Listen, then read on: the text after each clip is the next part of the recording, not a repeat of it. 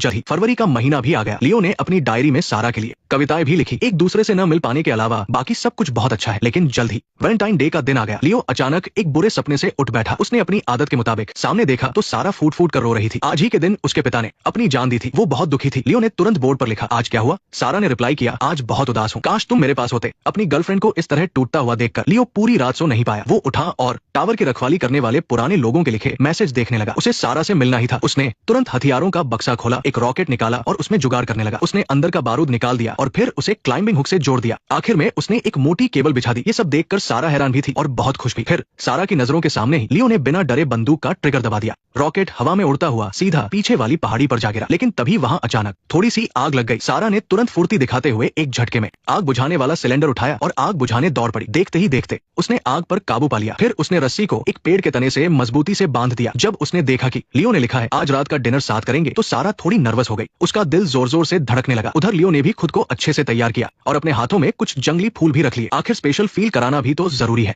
फिर उसने अपनी हार्नेस लॉक की और अपने प्यार से मिलने के लिए केबल पर फिसल गया। लेकिन दूरी ज्यादा होने की वजह से वो बीच में ही लटक गया। कोई बात नहीं, उसके अंदर बहुत ताकत थी। बस डर इस बात का था कि अगर कोई खोखला इंसान ऊपर आ गया तो उसकी जान नहीं बचेगी। शुक्र है कि किस्मत भी उसके साथ थी। वो आखिरकार दूसरी तरफ पहुंच गया। दोनों ऑनलाइन लवर्स पहली बार आमने सामने थे। दोनों ही अपनी खुशी को छुपा नहीं पा रहे थे। मेरा मतलब था कि मैं तुम्हारे लिए फूल लाया था, ये तुम्हारे लिए है। तुम मुझे ऐसे क्यों घूर रही हो? माफ करना, क्या सच में तुम्हारी आंखें मेरी सोच से भी ज्यादा खूबसूरत और हरी है, लेकिन तुम्हारे अंदर से बहुत बदबू आ रही है। मुझे पता है, मैंने केबल की दूरी का गलत अंदाजा लगा लिया था, इसलिए मुझे आधी दूरी अपने हाथों से ही तय करनी पड़ी। इसके बाद लियो नहाने चला गया। सारा ने जानबूझकर उसके कपड़े थोड़ी दूर रख दिए। ये होने वाले बॉयफ्रेंड के लिए एक आखिरी टेस्ट था। लियो बाहर आया तो बिल्कुल कंफ्यूज था। इसके बाद उसने दूर रखे कपड़ों को देखा। उसने खुद को हिम्मत दी और भागकर कपड़े पहनने गया।